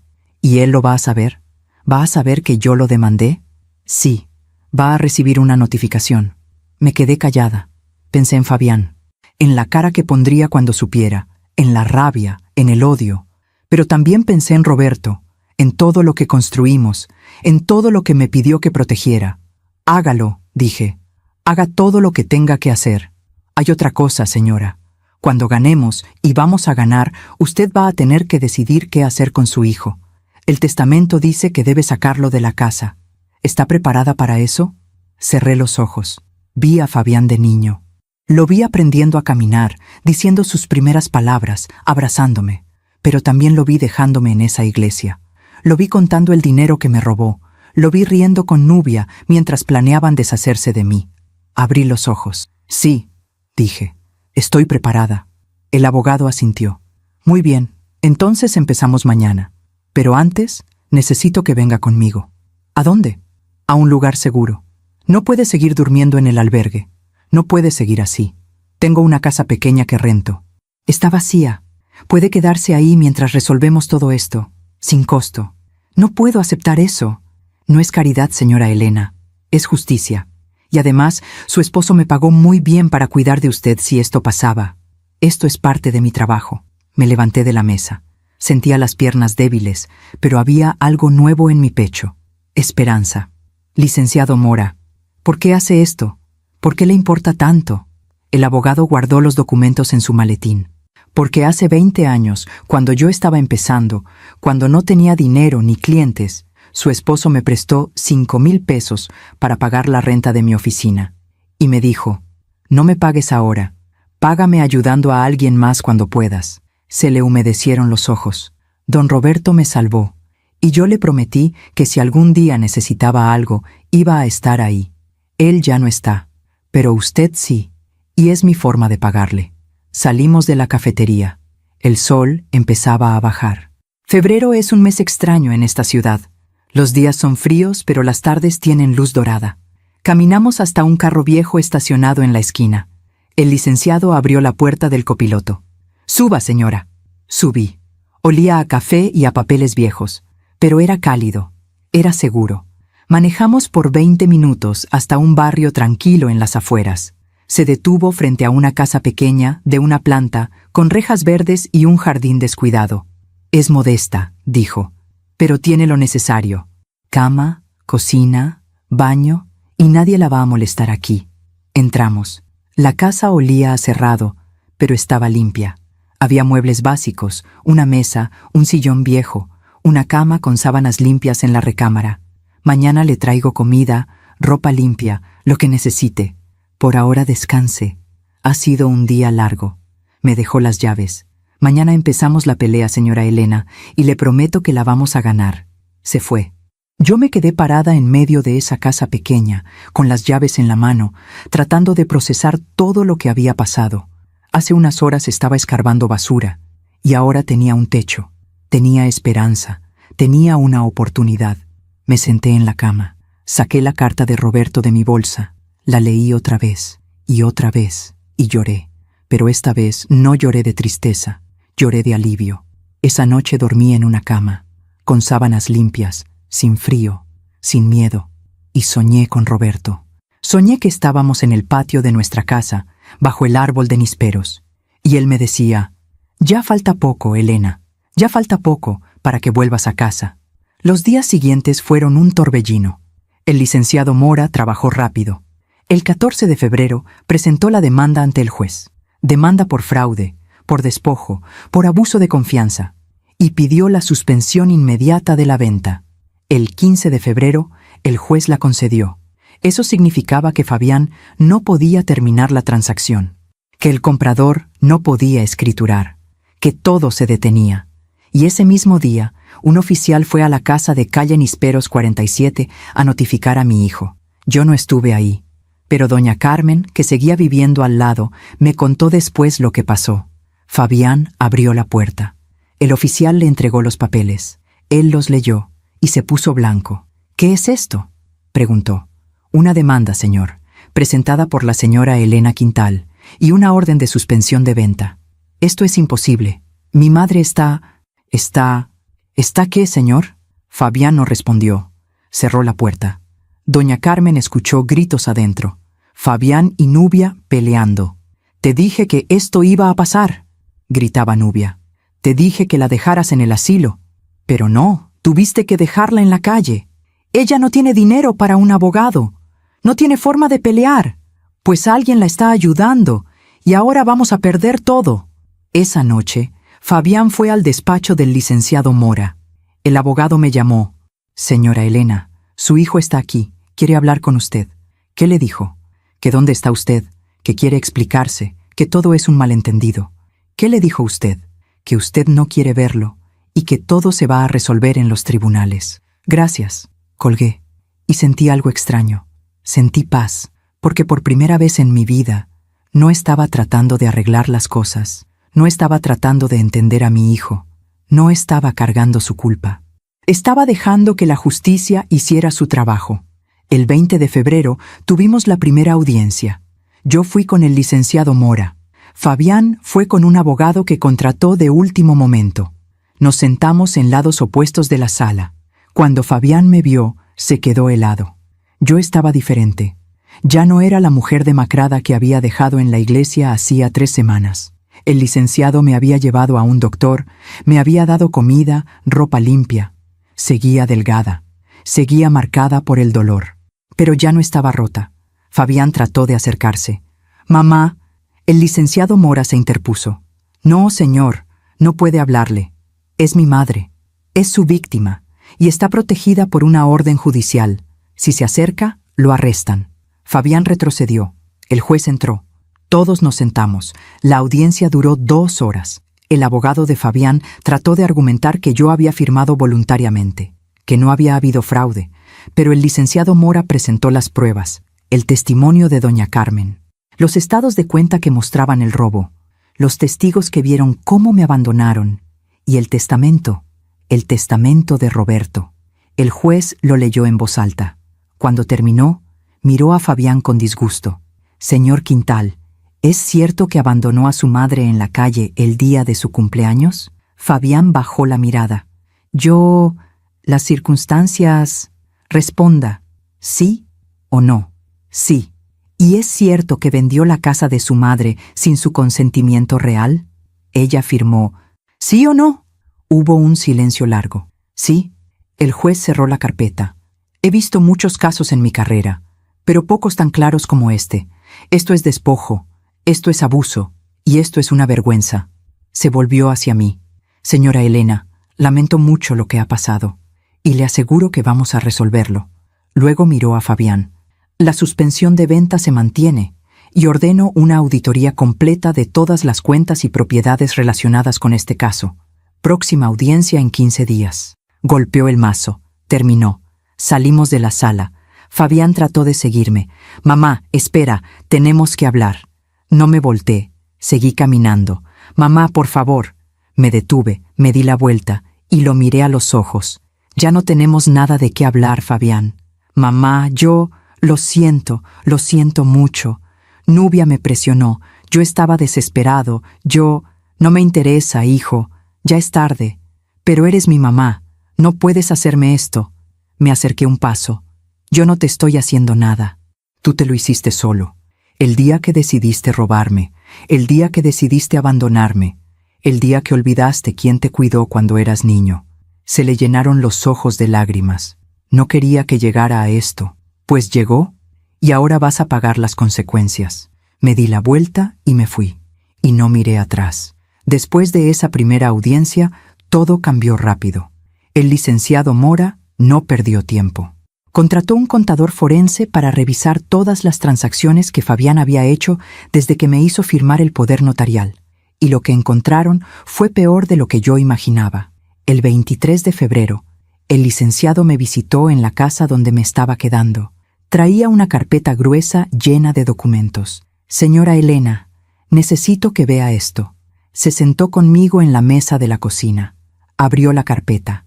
Su hijo no solo gastó los 150,000 pesos de la cuenta de ahorros, también sacó préstamos a su nombre, 3 tarjetas de crédito, un préstamo bancario, todo usando la casa como garantía.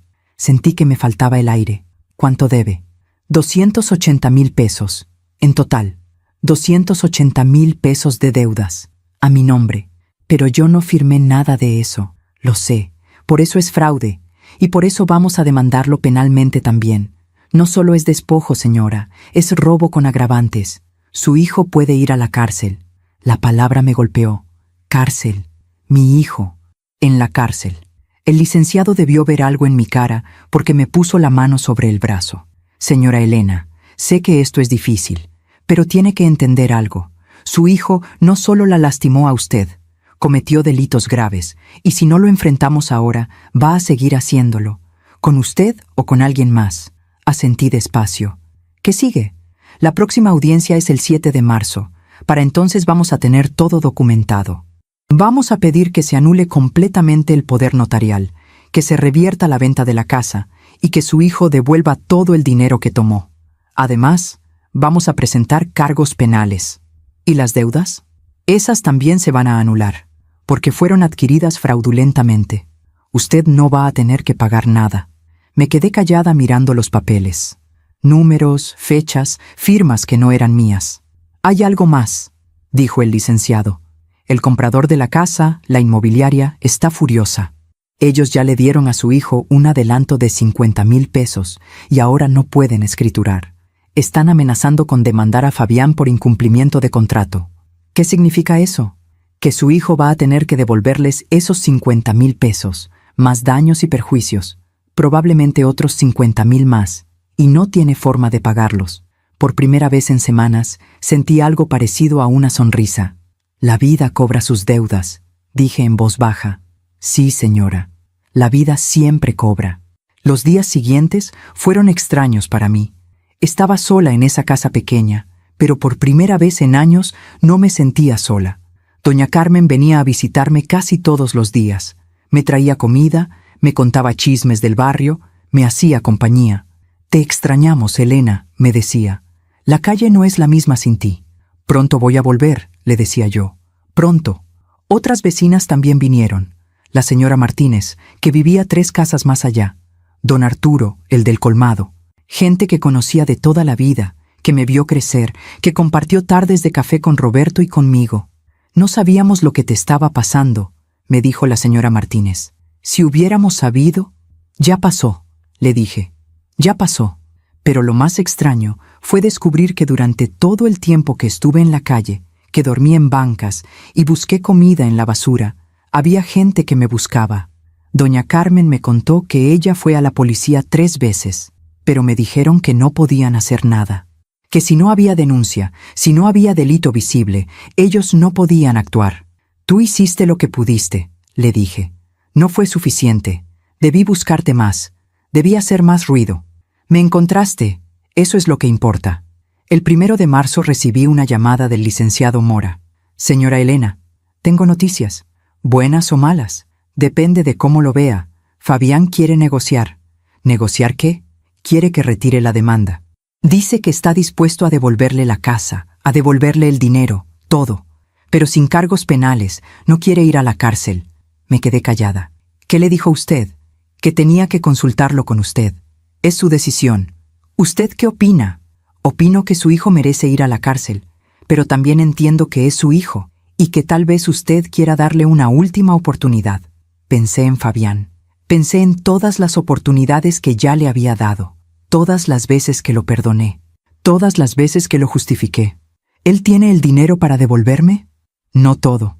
Tiene que vender el departamento que compró, y aún así no le va a alcanzar para pagar las deudas con la inmobiliaria. Va a quedar en cero, o peor. «Bien», dije, «entonces no hay trato». «¿Está segura?» «Completamente. Que enfrente las consecuencias, como yo las enfrenté». El licenciado guardó silencio un momento. «Entiendo. Voy a rechazar la oferta». «Licenciado, ¿cree que soy mala madre?» «No, señora. Creo que es una mujer valiente y que está haciendo lo correcto». La segunda audiencia fue el 7 de marzo. Esta vez había más gente. El abogado de la inmobiliaria estaba ahí. Un representante del banco que había dado los préstamos. Doña Carmen como testigo. El contador forense. Y Fabián, con Nubia. Cuando entramos a la sala, los vi sentados del otro lado. Fabián se veía demacrado. Había perdido peso. Tenía ojeras. Nubia, en cambio, se veía furiosa. Me miró con odio puro. El juez entró. Todos nos pusimos de pie. Esta vez la audiencia fue más larga. El licenciado Mora presentó todas las pruebas, los préstamos fraudulentos, las tarjetas de crédito, los retiros no autorizados. El abogado de Fabián trató de defenderse. Dijo que su cliente había actuado de buena fe, que pensaba que estaba ayudando a su madre, que todo había sido un malentendido. Pero las pruebas eran claras. El juez escuchó todo. Cuando terminaron las presentaciones, se quitó los lentes y miró a Fabián. «Señor Quintal, ¿tiene algo que decir en su defensa?» Fabián se levantó. Se veía nervioso. «Señor juez, yo sé que cometí errores, pero nunca quise lastimar a mi mamá. Yo solo estaba desesperado, tenía deudas, necesitaba dinero, y pensó que podía robarle a su madre, que podía abandonarla en la calle. No fue así. ¿No? Entonces explíqueme cómo fue». Fabián bajó la mirada. «Yo no puedo». El juez negó con la cabeza. «He visto muchos casos en mi vida, señor Quintal, pero pocos me dan tanta vergüenza como este. Usted no solo robó, no solo cometió fraude, abandonó a una mujer de 67 años en la calle, a su propia madre, el día de su cumpleaños. Se volvió hacia mí. «Señora Elena, ¿qué es lo que usted quiere?» Me puse de pie. Sentí que todas las miradas estaban sobre mí. «Quiero mi casa de vuelta. Quiero que mi hijo salga de ella. Y quiero que enfrente las consecuencias de lo que hizo». «¿Quiere que vaya a la cárcel?» Me quedé callada un momento.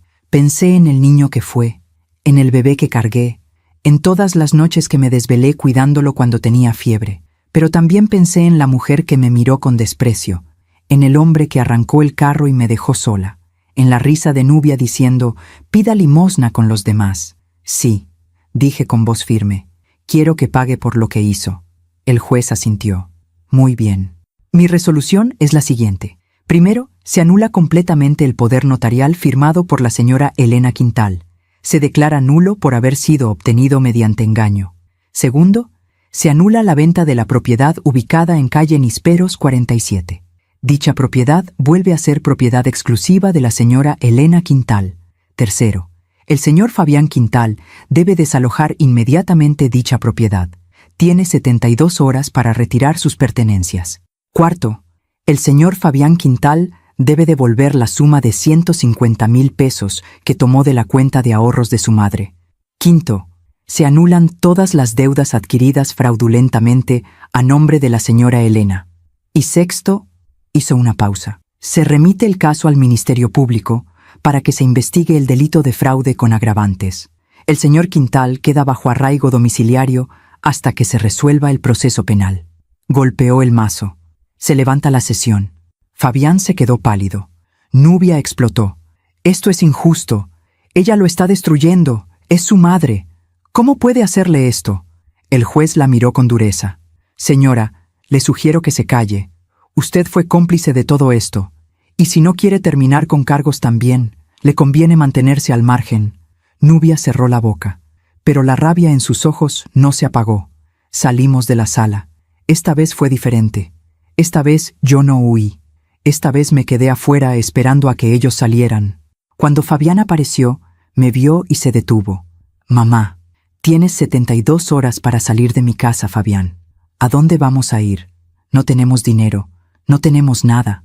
Yo tampoco tenía nada cuando me dejaste en esa iglesia y sobreviví. Pero yo soy tu hijo, y yo era tu madre, pero eso no te importó». Nubia se acercó. Tenía la cara roja de rabia. «Eres una víbora, Elena, una víbora ingrata. Nosotros te dimos casa, te dimos comida. Me robaron mi casa, me robaron mi dinero, me robaron mi dignidad. Eso fue lo que me dieron. Te hubieras muerto en la calle si no fuera por nosotros.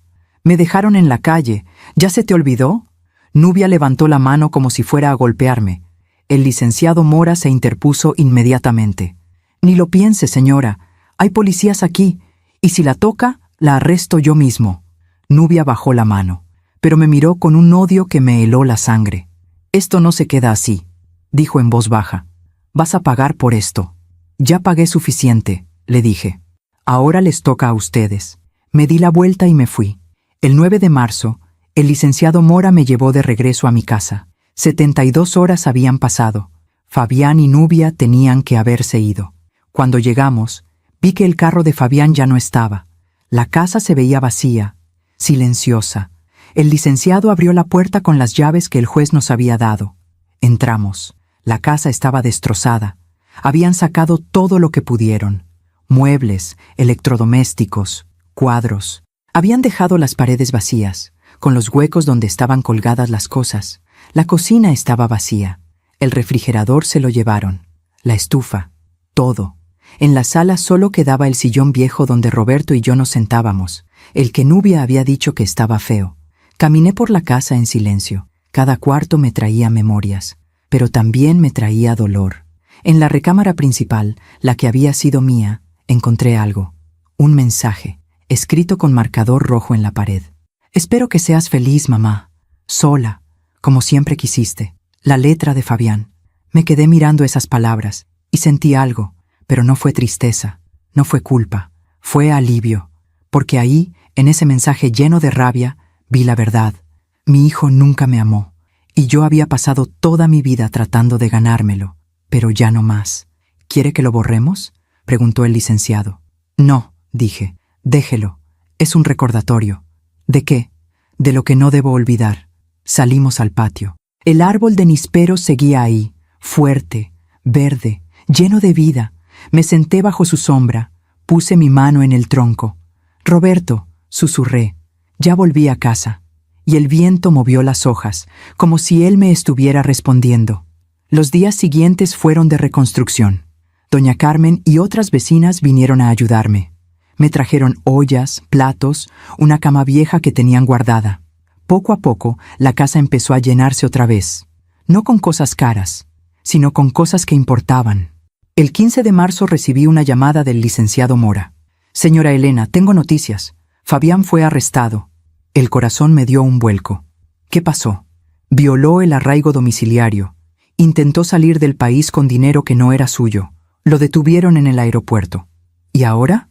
Ahora va a enfrentar juicio y probablemente va a pasar varios años en la cárcel. Me quedé callada. ¿Está bien, señora? Sí, estoy bien. Hay algo más. La inmobiliaria ganó su demanda contra Fabián. Él les debe 100,000 pesos y como no puede pagar, van a embargar todo lo que tenga. ¿Incluyendo el departamento que compró? Sí, Nubia ya no tiene dónde vivir. Escuché que se fue con su familia a otro estado. Así que así terminó. Mi hijo en la cárcel, su esposa huyendo. Todo lo que robaron, perdido. La vida siempre cobra sus deudas. El 20 de marzo, un mes después de que el juez dictara sentencia, tuve una visita inesperada. Era Fabián. Estaba con un oficial.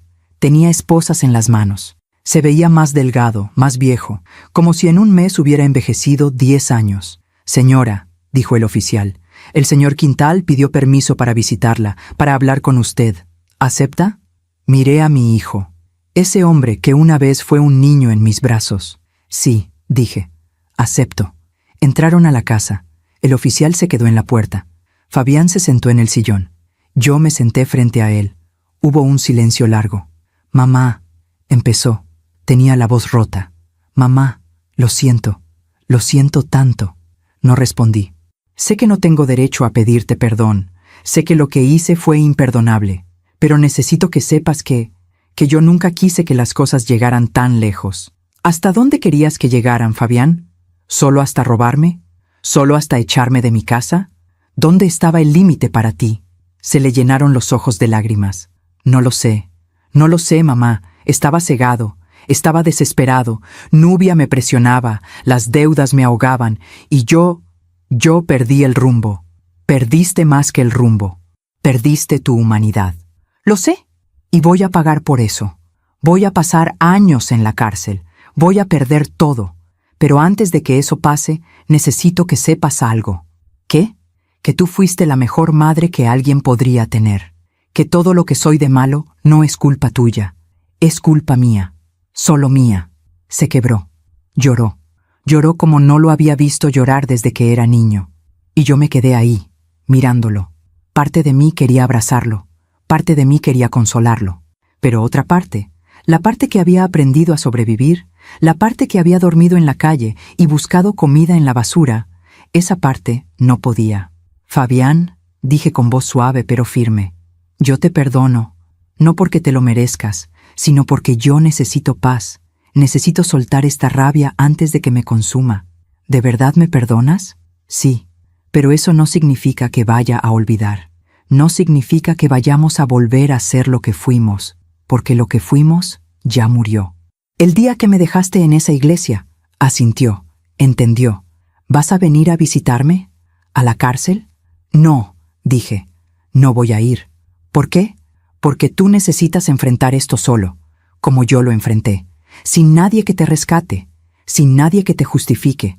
Solo así vas a aprender». Se levantó. El oficial se acercó. Fabián me miró una última vez. «Te amo, mamá. Y yo te amé, hijo, más de lo que tú jamás podrás entender». Se lo llevaron, y yo me quedé sola en mi casa recuperada, en mi casa llena de cicatrices pero también de esperanza. Salí al patio, me senté bajo el árbol de nísperos, y por primera vez en años sentí paz. Han pasado 10 meses desde aquel día en que volví a mi casa. 10 meses desde que recuperé lo que era mío. 10 meses desde que cerré la puerta del pasado y empecé a construir algo nuevo. Hoy es enero de 2025. Acabo de cumplir 68 años. Y esta vez fue diferente. Esta vez desperté en mi propia cama, en mi propia casa, bajo el techo que Roberto y yo construimos juntos. Esta vez no hubo abandono, no hubo traición, no hubo lágrimas de dolor, hubo paz. Doña Carmen vino temprano con pan dulce y chocolate caliente. La señora Martínez trajo flores de su jardín. Don Arturo del colmado me regaló una piñata pequeña, aunque le dije que ya estaba grande para esas cosas. Nunca se está grande para celebrar la vida, me dijo. Y tenía razón. Por la tarde vinieron más vecinos, gente que me conoce desde hace 40 años, gente que me vio caer y me ayudó a levantarme. Comimos pozole, tamales, pastel, cantamos, reímos, y yo lloré. Pero esta vez fueron lágrimas buenas, lágrimas de gratitud, porque aprendí algo en estos meses. Aprendí que la familia no siempre es la sangre. A veces la familia es la gente que se queda cuando todo se derrumba, la gente que te busca cuando te pierdes, la gente que te abraza cuando el mundo te da la espalda. Los primeros meses después de recuperar la casa fueron difíciles, no porque no tuviera techo o comida, sino porque tenía que aprender a vivir conmigo misma, con el silencio, con las memorias. Cada rincón de esta casa me recordaba algo. El patio donde Roberto plantó el árbol, la cocina donde cocinábamos juntos, la recámara donde dormimos 40 años, pero también me recordaba a Fabián, el niño que fue, el hombre en que se convirtió. Y eso dolía. Los primeros días no podía dormir en la recámara principal. Me quedaba en el cuarto de servicio, el mismo donde me habían mandado, porque era el único lugar donde no sentía fantasmas. Pero una noche, a finales de marzo, el licenciado Mora vino a visitarme. Señora Elena, necesita recuperar su espacio, toda su casa, no solo los rincones que no duelen. Es difícil, le dije. Lo sé, pero es necesario. Me ayudó a mover mis cosas a la recámara principal. Pintamos las paredes para cubrir el mensaje que Fabián había dejado. Compramos sábanas nuevas, cortinas nuevas. Limpiamos cada rincón. Esta es su casa, me dijo el licenciado, su santuario. No deje que nadie, ni siquiera los recuerdos, se la quiten. Y tenía razón. Poco a poco fui recuperando cada espacio. La cocina donde volví a cocinar mis platillos favoritos. La sala donde puse fotos nuevas, de Roberto y mías, de los vecinos, de momentos felices. El patio donde volví a regar las plantas que Roberto cuidó. Y el árbol de nísperos, mi árbol. Me sentaba bajo su sombra todas las tardes. Le hablaba a Roberto como si estuviera ahí. Le contaba mi día. Le contaba mis miedos. Le contaba mis victorias. Lo logré, Roberto, le decía. Recuperé nuestra casa, tal como me pediste. Y el viento movía las hojas. Y yo sabía que él me escuchaba. En abril, el licenciado Mora me llamó con noticias. Señora Elena, el banco devolvió el dinero. Los 150,000 pesos que su hijo tomó. Están de vuelta en su cuenta. No lo podía creer. ¿Cómo? Fabián tenía algunos bienes que no sabíamos. Un carro, algunos muebles, inversiones pequeñas. Todo fue embargado y vendido. Y con eso se pagó la deuda. 150,000 pesos, más los 320,000 que Roberto había guardado. Tenía casi $500,000 de pesos. Dinero suficiente para vivir tranquila, para no preocuparme, para ser libre. ¿Y las deudas fraudulentas? Pregunté. Todas anuladas. Usted no debe nada, señora. Está limpia. Lloré de alivio. Esa noche conté el dinero, no porque desconfiara, sino porque necesitaba verlo. Necesitaba sentir que era real. Y mientras contaba, pensé en Roberto, en cómo me cuidó incluso después de muerto, en cómo previó todo, en cómo me amó lo suficiente para protegerme. Gracias, mi amor, susurré. Gracias por no olvidarme. En mayo empecé a hacer algo que nunca pensé que haría. Empecé a hablar.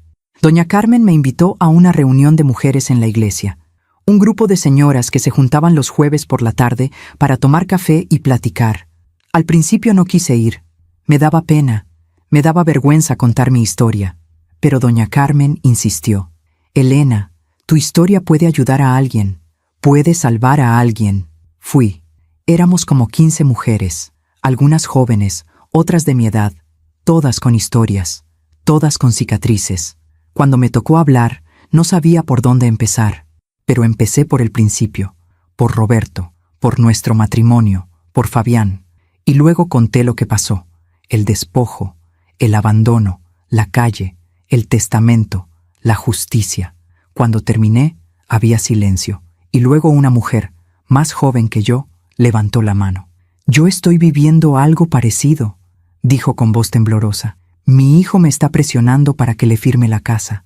Dice que es para protegerme, pero yo no sé si confiar. La miré a los ojos. No firmes, le dije. No firmes nada que no entiendas. No importa quién te lo pida, ni siquiera tu hijo. Pero es mi hijo. Y yo también tuve un hijo. Y mira lo que pasó. Otra mujer habló. ¿Y el perdón? ¿Tú lo perdonaste? Sí, pero perdonar no significa olvidar, no significa volver a confiar, significa soltar el veneno para que no te mate. Eso es el perdón. Esa tarde salí de la iglesia sintiendo algo extraño. Sentí que mi dolor había servido para algo, que mi historia no había sido en vano. Y desde ese día volví todos los jueves. Hablé con más mujeres, escuché sus historias, les di consejos, les di esperanza, porque si yo sobreviví, ellas también podían. En junio recibí una carta. Era de la cárcel, de Fabián. La sostuve en mis manos durante horas sin abrirla.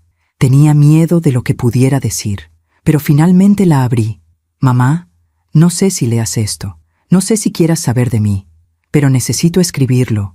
Llevo 4 meses aquí, 4 meses pensando en todo lo que hice, en todo lo que perdí, en todo lo que te hice, y no hay día en que no me arrepienta. Aquí adentro uno tiene mucho tiempo para pensar, para ver quién eres realmente cuando te quitan todo lo demás. Y lo que veo no me gusta, mamá. No me gusta nada. Fui egoísta, fui cruel, fui todo lo que papá temía que fuera. Él lo sabía, ¿verdad? Por eso hizo ese testamento, por eso te protegió, porque sabía que yo iba a fallarte, y lo hice. No espero que me perdones, no espero que me visites, no espero nada. Solo quiero que sepas que estoy tratando de cambiar. Estoy yendo a terapia. Estoy trabajando en la biblioteca de la prisión. Estoy tratando de ser alguien mejor. No por ti, ni por nadie más, sino por mí. Porque si salgo de aquí siendo la misma persona que entró, entonces todo esto no habrá servido de nada. Te amo, mamá, aunque no lo merezca, aunque lo perdí todo. Te amo, Fabián. Terminé de leer con lágrimas en los ojos. No sé si creerle. No sé si es real o si solo es arrepentimiento porque perdió. Pero una parte de mí, la parte que todavía es madre, quiere creer que puede cambiar. No voy a visitarlo, no voy a escribirle, pero guardé la carta, porque tal vez algún día, cuando hayan pasado años, cuando las heridas estén más cerradas, podamos hablar. O tal vez no, y está bien así, porque aprendí que no puedo salvar a nadie que no quiere salvarse, que no puedo amar por dos, que no puedo cargar la culpa de las decisiones de otros, ni siquiera de mi hijo. En agosto hice algo que Roberto y yo siempre quisimos hacer, pero nunca pudimos. Viajé. El licenciado Mora me ayudó a conseguir los papeles. Doña Carmen vino conmigo. Fuimos a Oaxaca, a ver el mar, a comer mariscos, a caminar por las playas. Fue la primera vez en mi vida que salí de mi ciudad sin Roberto. Y fue extraño, pero también fue liberador. Me senté en la arena, mirando el océano, sintiendo el sol en la cara, y pensé en todo lo que había pasado, en todo lo que había sobrevivido, y me sentí orgullosa, orgullosa de no haberme rendido, orgullosa de haber luchado, orgullosa de estar aquí, viva, respirando, sintiendo.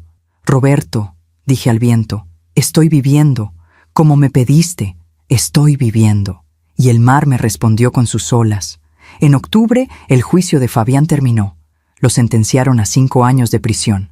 5 años por fraude con agravantes, por despojo, por robo. El licenciado me llamó para darme la noticia. ¿Cómo se siente?, me preguntó. No sé, le dije honestamente. Triste, aliviada, confundida, todo al mismo tiempo. Es normal, es su hijo, lo sé, pero también es un criminal, y esas dos cosas pueden ser verdad al mismo tiempo. Sí, pueden. No fui a la sentencia. No quise verlo, no quise escucharlo, porque ya había cerrado esa puerta y no quería volver a abrirla. En noviembre empecé a trabajar como voluntaria en el albergue donde dormí cuando estaba en la calle. Servía comida.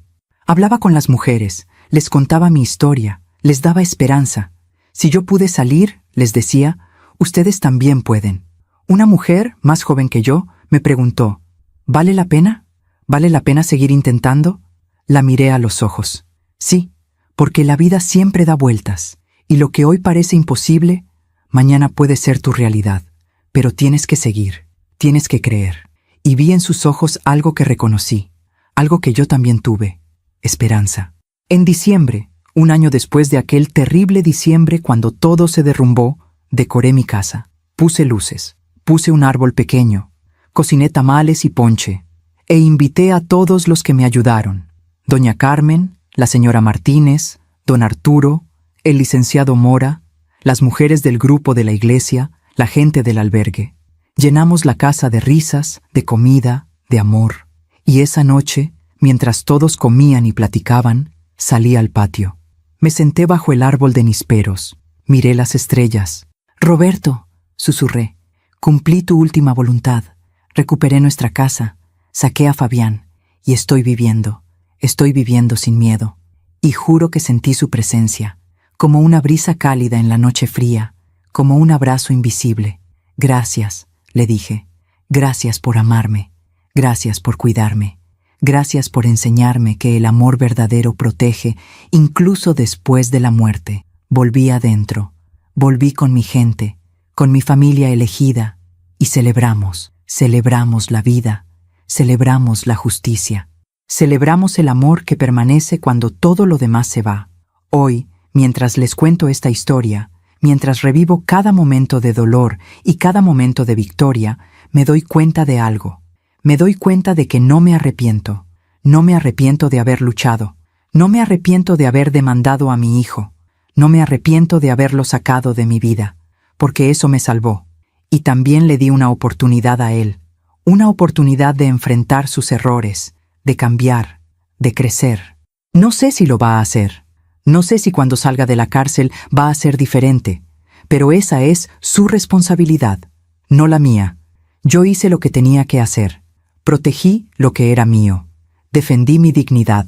Honré la memoria de Roberto. Y ahora vivo de verdad. Ya no soy la mujer que fue abandonada en una iglesia. Ya no soy la mujer que buscaba comida en la basura. Ya no soy la mujer que tenía miedo. Soy Elena Quintal. Tengo 68 años y soy una sobreviviente. Una mujer que aprendió que el amor no significa dejarte destruir, que la familia no siempre es la sangre, que perdonar no significa olvidar, que la justicia, aunque tarde, siempre llega. Aprendí que la vida cobra sus deudas, que las mentiras tienen patas cortas, que quien siembra vientos cosecha tempestades, pero también aprendí que después de la tormenta viene la calma, que después de la noche más oscura viene el amanecer, que cuando crees que ya no puedes más, encuentras fuerzas que no sabías que tenías, y aprendí que nunca es tarde para empezar de nuevo. Si mi historia ayuda a una sola mujer a abrir los ojos, habrá valido la pena. Si mi historia ayuda a alguien a no firmar papeles que no entiende, habrá valido la pena. Si mi historia ayuda a alguien a defender lo que es suyo, aunque sea de su propia familia, habrá valido la pena. Porque todos merecemos dignidad, todos merecemos respeto, todos merecemos vivir sin miedo. No importa la edad, no importa cuánto hayamos sufrido, no importa cuánto hayamos perdido, siempre hay una oportunidad para levantarse, siempre hay una oportunidad para luchar, siempre hay una oportunidad para vivir. Esta mañana, en mi cumpleaños número 68, desperté temprano, preparé café, salí al patio. El árbol de nísperos estaba lleno de frutos. Roberto siempre decía que esos frutos eran dulces pero llegaban en su tiempo. No se podían forzar. Había que esperar. Y tenía razón, como siempre. Tomé un níspero, lo pelé, lo probé, estaba dulce, maduro, perfecto, como mi vida ahora, dulce después de tanta amargura, madura después de tanto dolor, perfecta en su imperfección. Me senté bajo el árbol, cerré los ojos, sentí el sol en mi cara y sonreí, porque estoy en casa, porque estoy en paz, porque estoy viva. Y eso, después de todo lo que pasé, es más que suficiente. Gracias por escucharme hasta el final. Si esta historia tocó tu corazón, suscríbete y activa la campanita para escuchar más historias de mujeres que transformaron su dolor en sabiduría. Cada día, una mujer, una lección de vida. Comparte esta historia con alguien que amas. A veces, una historia así puede cambiar todo un día. Que Dios te bendiga y hasta la próxima.